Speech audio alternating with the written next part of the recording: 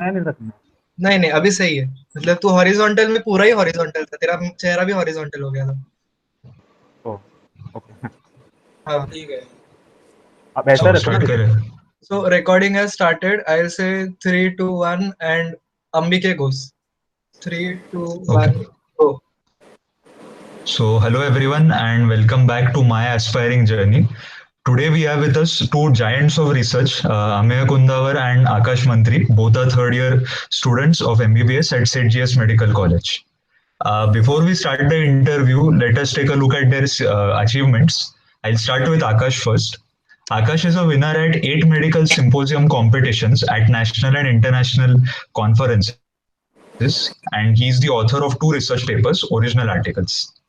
Apart from that, he has participated in and was a member of the organizing committee of Ascension 2019, which is India's only medical humanities conference, and he was also the junior BCR secretary. He is also a member of a runner-up team in 3D model competition conducted by Microbiology Department, CGS Medical College. Now coming to Ameya. Ameya is a winner at 13 medical symposium competitions at national and international conferences. He is the author of 5 research papers, original and review articles. He is the author of an article published in the Global Bioethics Enquiry, a scholarly publication of the UNESCO Chair in Bioethics. Apart from that, he was the chief editor and Gymkhana secretary of the Larynx, which is the newsletter of CGS Medical College and KM Hospital. And he has been an integral part of Alphas for 3 years and has contributed immensely in organizing the same. So, welcome, guys. Let us start with this interview. Thank you Amit. Thank you, Ameya. Yes. So, the first question that I would ask you is why should one do research at UG level? Okay, I would start. I think, as I have heard from many and a lot of eminent speakers, I must say, that research is the future of medicine. And what we look up to in future is evidence-based medicine. So now, as we speak, the health concerns, diseases are increasing at a very faster rate, and the only way to tackle them right now is our contribution to research and development of evidences, be it for treatment or intervention or whatever. So the onus is now on us. How we as undergraduate students or budding doctors contribute towards development of that evidence for medical sciences.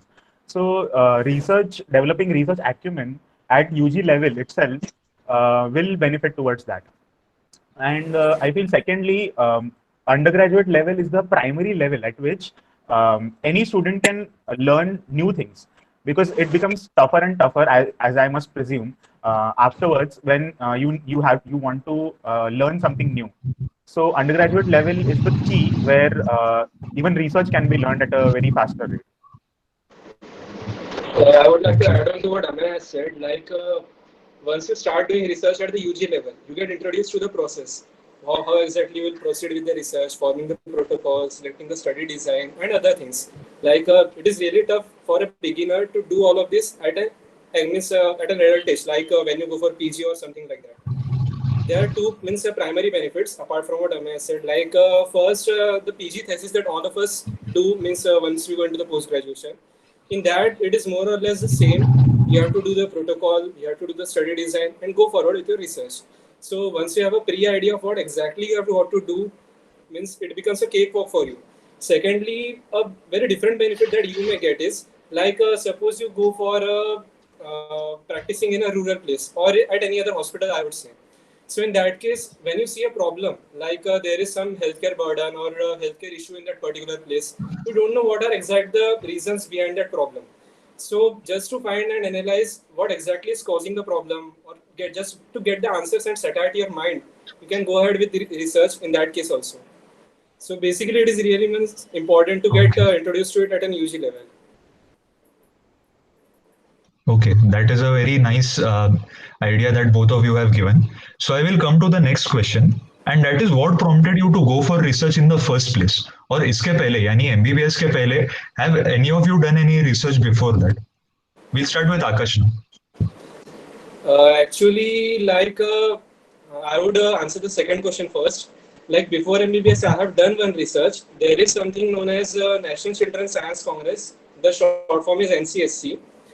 It is a forum formed by the government of India to promote enthused from 6th, 7th, 8th, 9th, 10th standards to do any experiment or perform any surveys and do the research. And there is a competition that is being held under that. Like you go for district level, division level, state level, and the national level. So when I was in my 8th or 9th standard, there are main themes in that, like soil or energy or something like that. I did one experiment on multiple lenses solar water heater. In that, we used different convex lenses, a copper pipe, and built a water heater in less than 200 rupees, I would say. And it was really very, very effective. And in that, we presented our presentation at district level and so ahead, and got selected till the state level.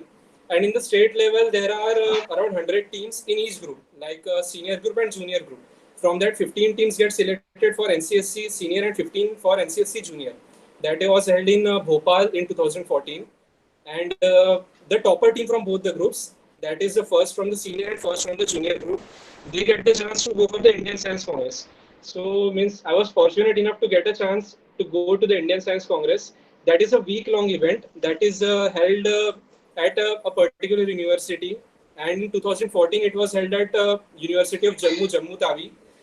And I would say it was my pleasure and what I would say, a great opportunity that I got to meet the late Dr. APJ Abdul Kalam personally in that event. He was the inaugural of that event. And there are many different people that used to come over there. So that was a basic thing that got me introduced to the research. In that, we used to get abstract done, hypothesis, methodology, aims and objectives, and all that stuff. So I had a pre-idea what exactly this stuff is. And when I came for MBBS, I was not much thrilled and I wasn't even aware that there is something like research that we could do in the UG level also. So in my second year, I got selected for the symposium, and then I went ahead with that in the research. Okay. So same question to Amey now. Talking about experience, I would say, honestly, I had zero experience about research, scientific research at least, before entering MBBS. I had done some social surveys before, which are kind of similar. But talking about scientific research, medical research, there was no experience at all. But thankfully, our college, that is State GSMC, is a wonderful place to be, where in the first month itself after entering medical college, we were exposed about research by our seniors, faculty members, etc. So that's when this undergraduate medical research caught my attention, and I was really interested into participating in it in some way or the other. So this idea of medical symposium, which happens in every medical conferences, we had our team selected for it, and thankfully I was selected there. And then we started up with researching on a particular topic, and then slowly, when we dug more into it, we got to know what are the basics of research and then the details of it. And I guess talking about working on that really led me to research more about research. So that way. Okay. So that was very nice to hear. And of course, your experiences will help others who are watching this interview, hopefully. So the next question, as both of you have been a part of the symposium team. So one thing that whenever one views a research topic, I think one of the first thing is how to write the protocol and how to choose, the study design. So what was your experience while doing that for the first time, I would say? So for the first time, that is, I guess for me, it was the very first month of entering the college when we had been selected for it. When we started working on that, we had a two-pronged approach for the topic. We had two different studies. The first study was a clinical patient-based study, and the second was a knowledge attitude-based survey. So we were not really aware about the integrities of what a protocol looks like. Just the headings we were aware of. So we didn't really know how exactly to compose a research proposal or protocol.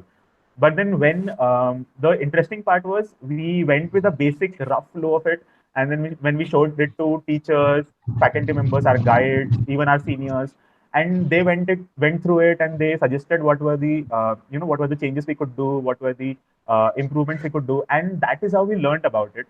And I guess in the beginning, nobody really knows about what exactly it is.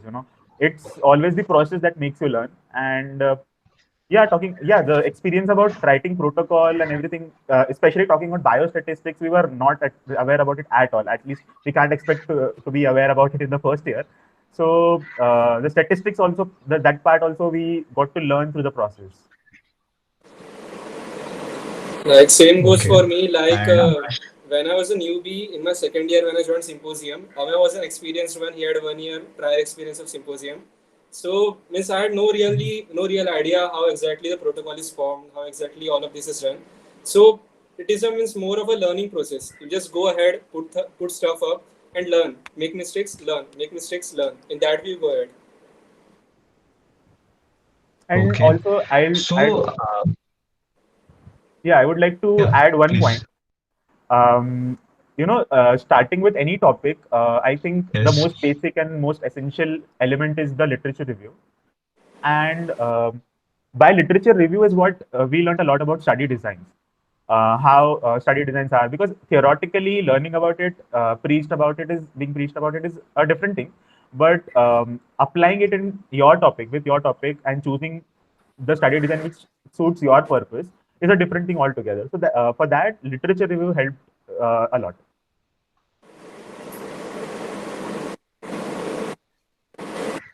Okay.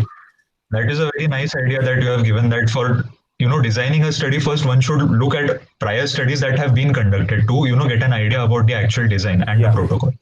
So I think now that we have covered the technicalities, I guess one major aspect that every student who is planning to conduct a research, say at a personal level or for symposium purposes, I think one major issue is what topic to choose. So what would you say, what are the points that one should keep in mind while selecting a topic for research? We'll start with Akash first. Okay, look, actually, there is one kind of thing that goes on in all of the people head. Like, we should select a topic that is the need of the hour. Means most of the people think in that way. Like, we should select a topic like tuberculosis or some infectious disease like that is very much prevalent, or any social health problem like maternal mortality or infant mortality in some particular village or something. So I would like to say just one thing. It's not necessary that the topic should be extremely the need of her. I would like to give an example. Like in my first year, Amay Kundavar and his team did a research on a breast reconstruction in breast cancer patients post mastectomy. When I first read that study, means the questionnaire that this had forwarded on WhatsApp group, I just thought like, is the topic really means that much needed or something? Means why are they even doing a research on that? Means it is not the totally the need of her. It's a good topic. The things should be done, but there are some Right. things that are much more that need much more to be on priority. But when I saw their symposium, means I was totally blown up, and I just thought that the way you do the study and the way you present it, all of the topics are generally the need of R. It's just up to you that what exactly you want the answers to get. Like what exactly are your questions and what exactly you Right. want from the public, the queries that you want to get resolved. Also, like I would also like to give an example. Like one of our batchmates did a research as simple as there was one some I guess waste management app in of microbiology department or something like that. He did one research, very simple Okay. protocol. Took the app and found out some glitches or something that were missing in that, and did a research on that. Did some poster paper presentation and won at different levels. So the research could be as simple as doing a research on an app that is means totally not need of the hour or not even near to it. You can do even that and just present it in a way that it is important because it is real. And otherwise, you could just go and select a really big topic and do the research in a team manner, like as we did, as most of the symposium people do, like geriatric medicine or the skin addiction that you Right. are doing, and other research topics. Right. Yes. Okay. Amir, I think, yeah, that's a really your thoughts, important please. aspect which you have tapped upon. That is choosing a research topic. Many people have a lot of doubts about it. I think the first and foremost thing, according to me, while choosing a research topic is the topic should be within your interest. If you don't have interest into that Right. topic, it doesn't really solve the purpose. So you should be really interested into it in the first place. Secondly, it should fit into your radar because suppose a first year student or second year for that matter shouldn't be choosing a topic which is from super specialty branches. It becomes tougher, not in all cases, but in most cases too.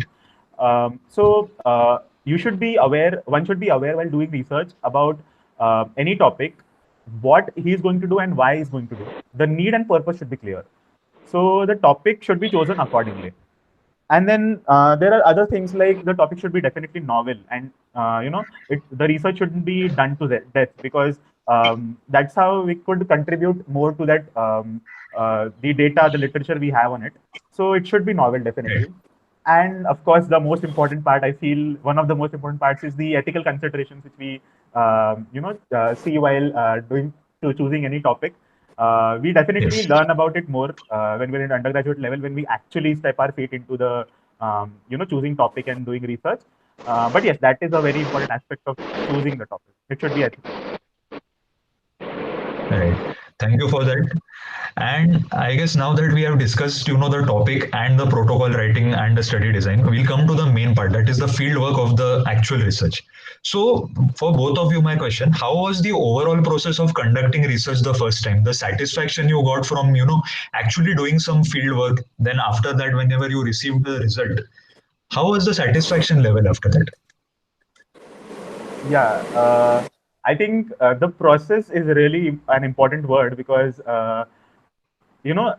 we, at least speaking of me, I think I started with almost zero knowledge to gaining a lot of knowledge through the process.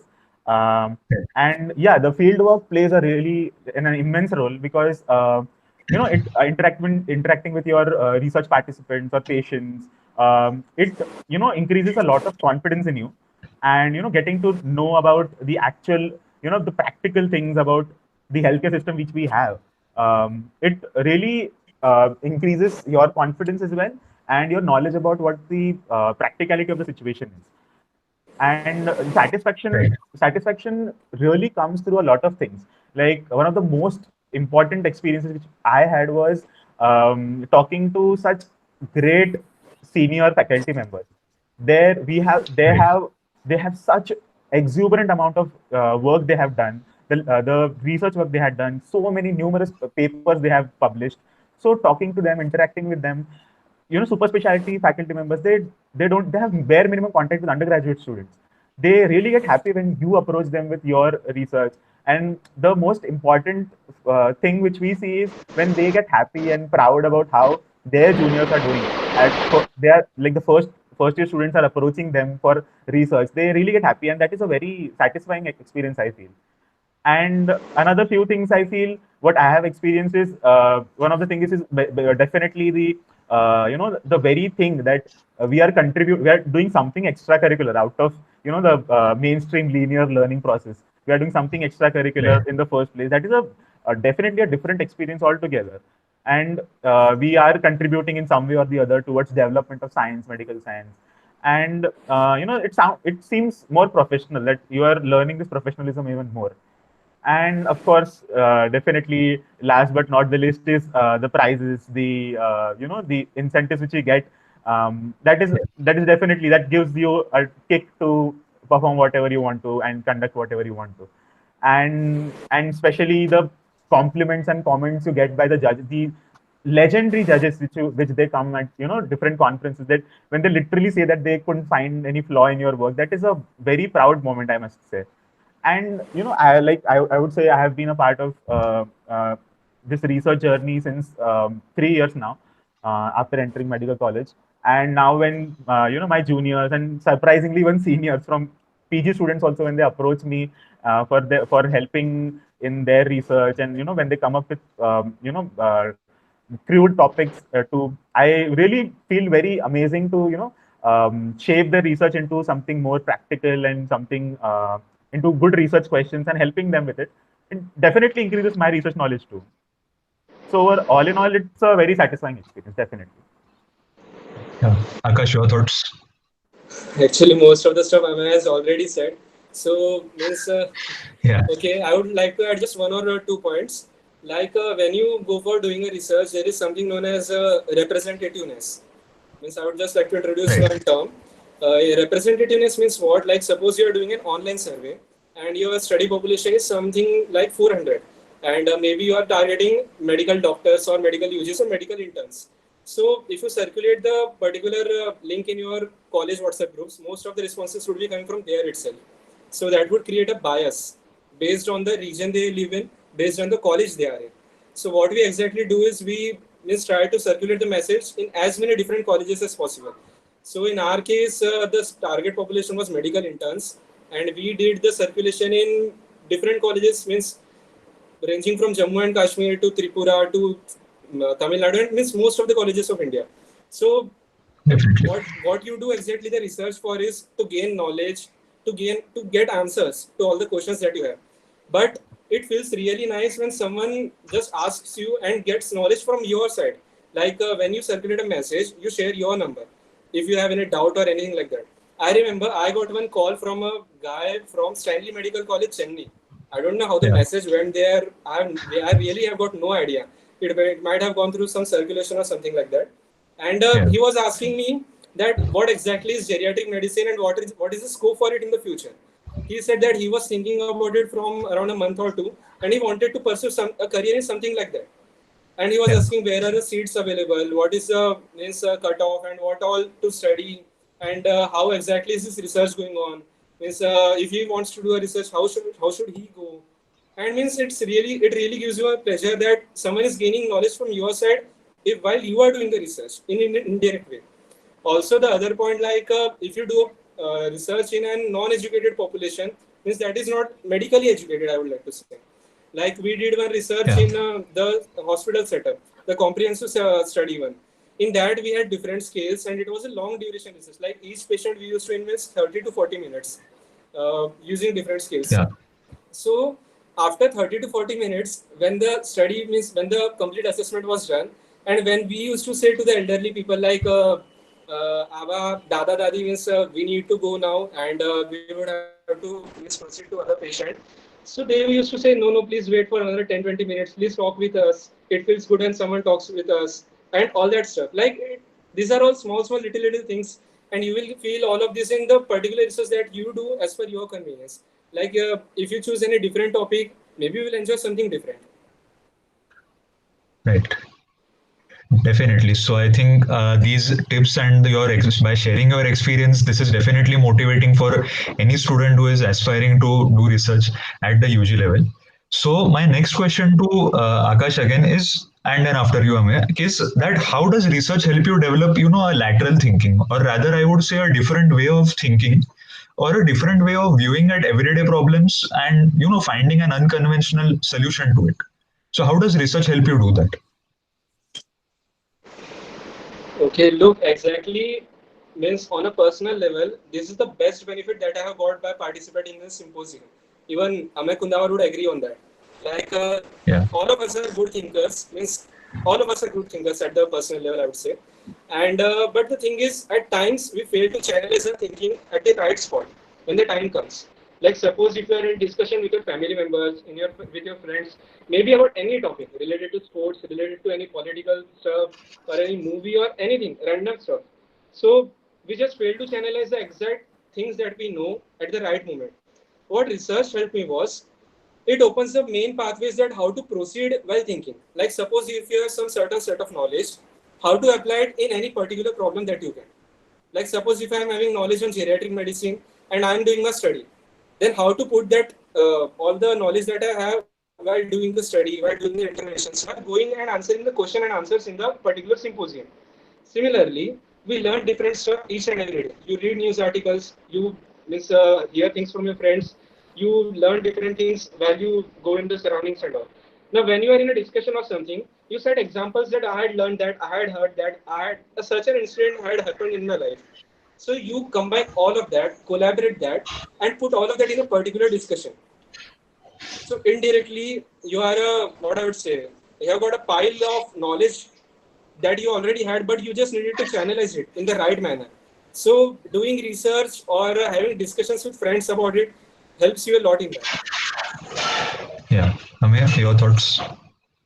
Yeah, it's a very good point. Well, definitely, yeah, lateral thinking does increase and improve, I guess. because like suppose I would give a very small example. I would say while reading pharmacology in the textbook, I think there are a lot of quotations of various clinical trials that drug trials that have happened. So their results and their names and their objectives different. So what most of us tend to do is we just skip those parts because they seem unimportant to us or whatever. That might be true, but after having that, it's not just me, even I have heard from a lot of my friends who have participated in research, is that having been done research and having that perspective, the change in perspective led us to actually reading that whenever we see a clinical trial being quoted in the textbook, we actually tend to read that more now. And we try to see what the clinical trial was and what its results were. Because, that way our thinking has actually kind of diverted from the linear mainstream learning which we went. Secondly, in a lot of lectures also, when some teacher quotes any study or talks about research, especially me, I get really alert at that point about what she's trying to say about research, because that's how we have been, during the process of research, we have been conditioned about thinking in a lateral way of thinking, I would say. And one of the major things which I have learned from research, is reading research papers. I would say a lot of times in my whenever I feel bored or something like that, I read few research articles, and I see, be it from a very simple CAP-based survey done by a first-year medical student, or ranging from that to a clinical drug trial done by some eminent scientist. All papers are a great source of learning, I guess, because from there we get to know a lot of practical designs which are there, which we can implement, and most importantly, the advances which are being taken place in medicine is the source from that. And this we usually don't do in our normal routine learning, so this definitely, on some level or the other, I feel this analytical thinking, or problem solving skills, I must say, have improved exponentially, I think. Right. So that is definitely something that research has contributed to. So my next question to you is that how did you balance, because obviously the study load, the regular academic load in MBBS is also quite high. Apart from that, you have your own set of extracurriculars apart from research that you would like to do. Like it can be anything from a hobby to, just hanging out with your friends. So how did you balance your time that you give for research with academics and non-academic stuff? Yeah, I think yeah, I would agree to that. That I had been involved in a lot of non-academic activities, including research, and also, yeah, there is a lot of study burden, academic burden, I must say. But I think for me, doing or not doing research or any other academic activities would not really have made a lot of difference on my studies, I think. Uh, I wouldn't say that there was zero compromise with studies because of doing this, but I was very clear right from the beginning that at least for my first and second years, I would want to explore all the new things, be it extracurricular or research or anything. I would want to go at and flourish all the talents or hidden things, hidden interests which I have. I would want to do that, and the objective was very clear right from the beginning. So, and talking about managing and balancing, I think it's not something which you already have in you. Time management is not something which Right. you learn and then go for it. It's something which you learn through the Right. process. When you have a lot of things piling up in your bag, you then tend to divide your schedule and learn how to manage all those things at the same time. So this is a learning thing rather than you first learn it and then go on the field.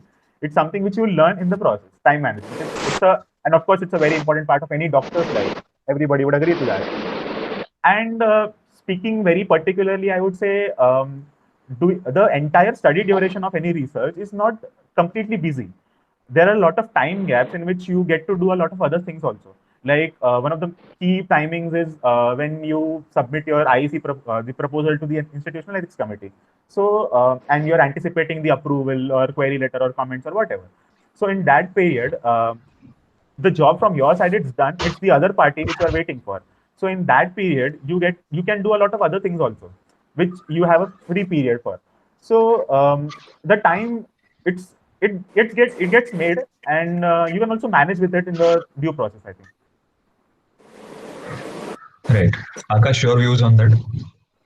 Exactly, means what Amay has said, means doing research or any other activity like participating in any event of Avishkar or any other conference or anything like that won't hamper your academic stuff, I would say. Like even in my case, if I had not done research, I don't think that there would have been some drastic transition in whatever academics that I am into right now. Okay.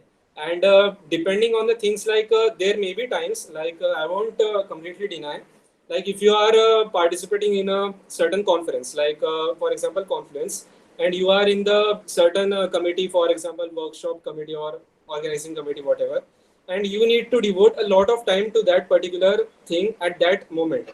So sometimes you will have to go and you will have to devote time in that. But if your research is a short one, it won't at all get compromised. Like as I've said, if you're doing a single person research, you will be able to manage all of it. But if you're doing a large research, like as you're doing symposia, here Right. means you will have to devote a lot of time to conference or any other activity that you are doing. In that case, it is a team effort. Like if you are going to a particular thing and doing all that stuff, then the other team members will compensate for whatever the stuff that is missing, if at all. Means most of the time it doesn't get even missed, but if at all it gets missed, then you will it won't hamper your other activity. Like it is distribution of labor put into proper place. And like I would say by proper example, like in February there was Alphas in Avishkar, and 2-3 members of our team were in Alphas, a few were in Dreams, some were in the Avishkar Tech. Means all of them devoted time in that, and the rest of us who were not so much directly involved in Avishkar, we did whatever work that was needed to be done, like if there is any intervention planning or any other stuff. And then in the next month of the March came Ascension. I and one other teammate, we were involved in Ascension, and we put a large chunk of our time in Ascension. So in that period, all the other members were empty-handed in respect of time, and they were going ahead with the work that we had done in that period. So more or less, nothing gets hampered. Just all of that gets managed. So I would like to make a point there that yeah, academics is a very limiting factor for a lot of students to not opt for research, I think, or be it any extracurricular activities. I'd say even we have performed decently in academics, and I can quote a number of our friends who have been university toppers. They have done excellently well in their academics, even after doing a lot of research work and also other extracurricular activities, be it cultural or anything, organizing or anything. So when I say it's not tough to manage time, it's just the matter of your determination, how you do it, and it's just the matter of first step which you take, and it's not a very big thing to do, I feel. Right, definitely. So, from whatever you have said, balance is something that you learn along the way rather than something that you come inbuilt with. And as Yeah. Akash rightly said, if you're in a team that's performing research, ultimately it is teamwork that, facilitates you to do other activities, and then in turn, you yourself have to facilitate the activities of the other team members. Right. So, my last question of this interview is, what message would you give to any UG student who is aspiring to do research for the first time? We'll start with Akash.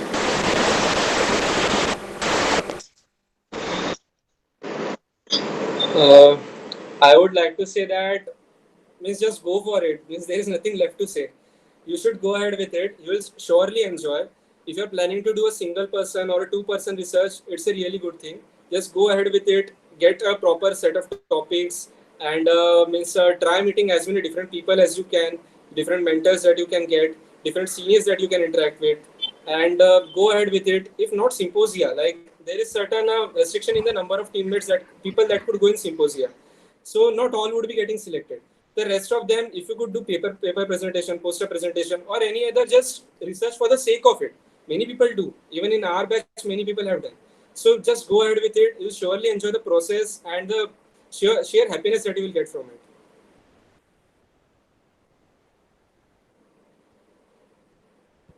Yeah, the message I would say is I think the very fact that you are watching this video right now is that you are somewhere lean to research. I think the biggest hurdle is students not even considering that there is an option of research, and they just feel that research is not just their cup of tea. But I think what students must consider, that they should keep in mind that there is an option of research that they can do. It's not a very big thing. Nobody Right. learns it beforehand. It's the interest which you show, and if you show it, you should pursue for it. And then if you do it, you will definitely learn through the process. And I think small things we have already said, be it by methodology or etc. But I think what I have learned, I have experienced is that reading research papers is a very important and very benefiting habit, which everybody, be someone is doing a fieldwork research or not, should inculcate in them, because uh, even if you're going to be a clinician in the future, you need to be aware about whatever the advances which are going on in the treatment or in the medical sciences in general. So you need to be aware about how to criticize research papers or the research works and get the benefiting points out of it, so that you can also apply it in your own clinical practice. And when you do it, you get to see a lot of other potential research topics which you see in your practice.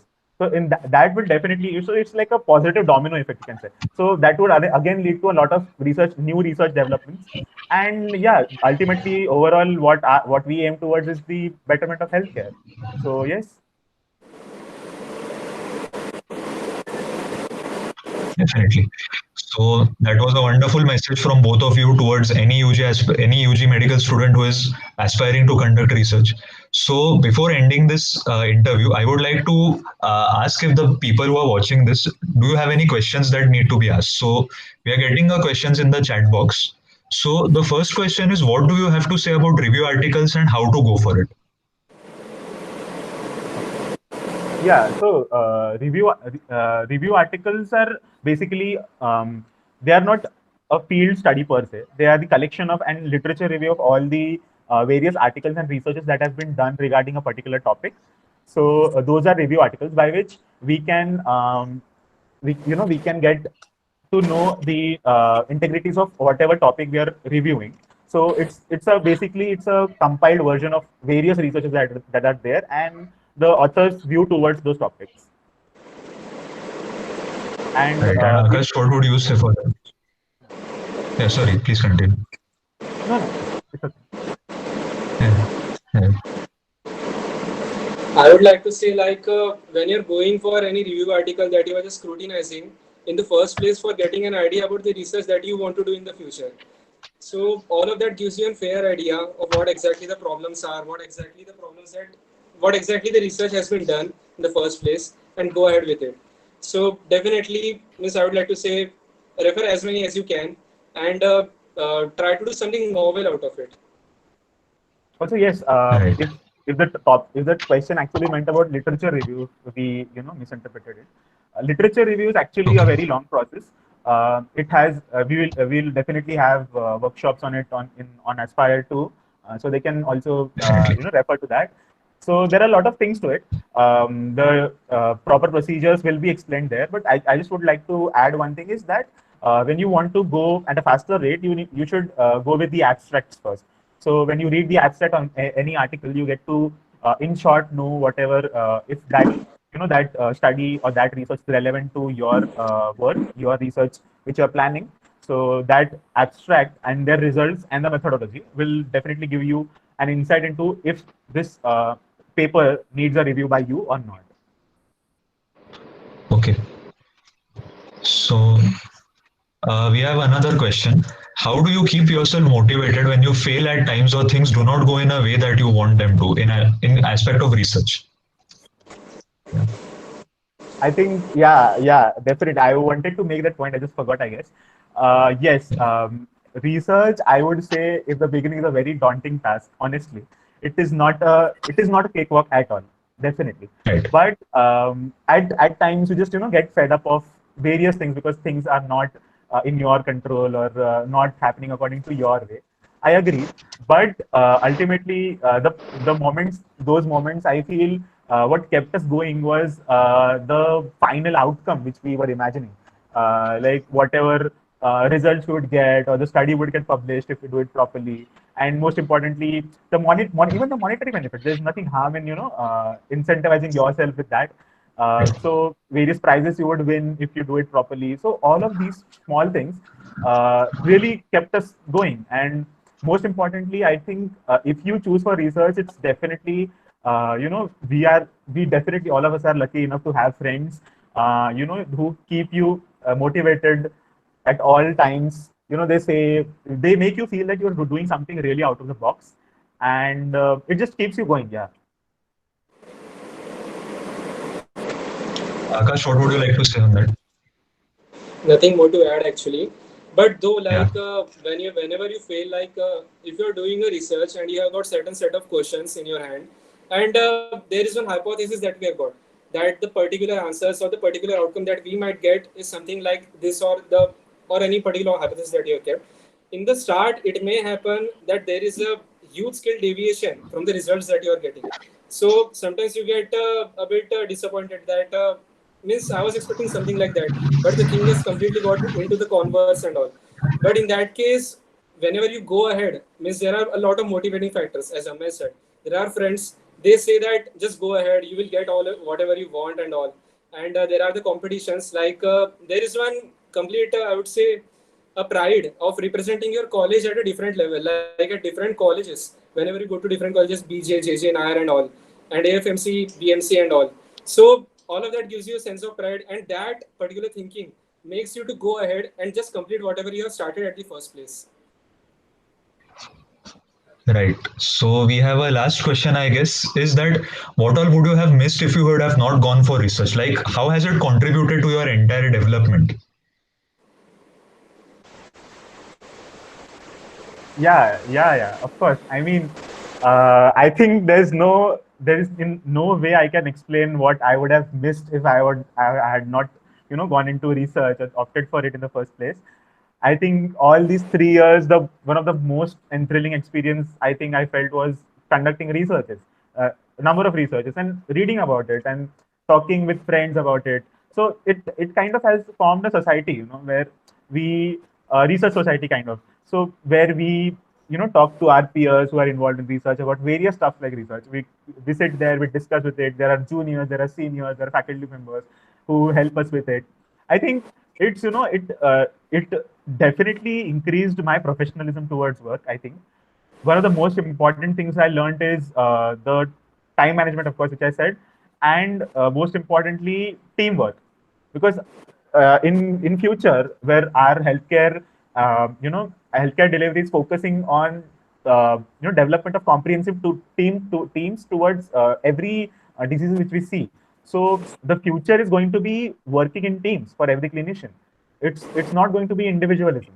So you need to understand, you need to have that emotional intelligence, or that level of patience to listen to the other person, share your views, understand their views, and work in unison to achieve any goal which you want. So that has definitely helped me with it. And now I say, because of this, um, I think the restlessness I feel somewhere or the other has kind of decreased. So I patiently look at different things, and talking to people or listening to them. All of these small things have definitely been inculcated in me. So all of these things I think are the fraction of what I could have missed if I had not opted for research. So your thoughts, Akash, on this? Plus, I would like to add that apart from the research and all that stuff that we usually go in the way at the first place, you get to make a lot of friends. I would like to say, like the team that you are with means it's no more a team. It's much like a family. You means go ahead with them, do research with them, do interventions with them. And when you go for interventions, I would like to mention the part of interventions. When you go for interventions, you go to different places at different levels. Maybe you would go to some village, maybe you would go to some high profile hospital, maybe you would go to some particular neighborhood in your locality. Any of that you would do. In that case, you would get an insight about the real life problems that people are facing. Like no newspaper, no news channel, or no person would ever say that to you at the first place. Means you can't take them for granted. you would know about them only once you go on your own over there. So the research was like I would say first thing, and then interventions that sprouted out of it. It helped us to go ahead and find out what exactly the problems are. And when we go ahead in discussion with our team members, you get a lot of insight. Means there are 10, 12 different thinking brains, and all of them put their inputs, and you get to know a lot about them. And the best I would like to say that you get a good company. Means you form great friends, I would like to say. Definitely. So, with that, we would like to bring an end to this wonderful interview that both of you have graced us with. We are very thankful from Aspire towards both of you for taking time out from your own hectic schedules with your own exams coming up next week, and giving us time to take part in this interview and answer a few basic queries that any budding researcher will have. So, with that, I would like to thank both of you once again, and to the people who will be watching this video. Definitely, we will be having more such videos, and please do like and watch this video. Thank you. Thank you to both of you. Thanks, Thank you Amit. for having us. Thank you. Thanks, Amit. Yes, thank you.